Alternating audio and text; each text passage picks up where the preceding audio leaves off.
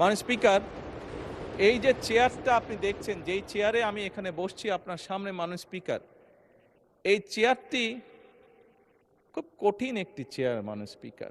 এই চেয়ারটি দেখলে মনে হয় বসতে খুব আরাম, আসলে মাননীয় স্পিকার মোটেও আরামের না।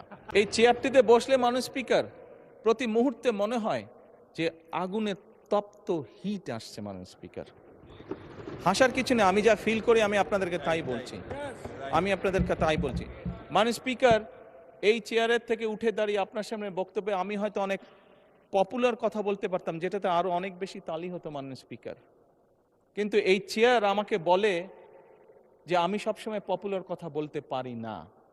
একজন রাজনীতিবিদ হিসাবে আমারও তো ইচ্ছা করে পপুলার কথা বলতে, যাতে জোরে জোরে তালি পাই, কিন্তু এই চেয়ার প্রতি মুহূর্তে আমাকে স্মরণ করে দেয়, no, you have to take the right decision, not the popular decision.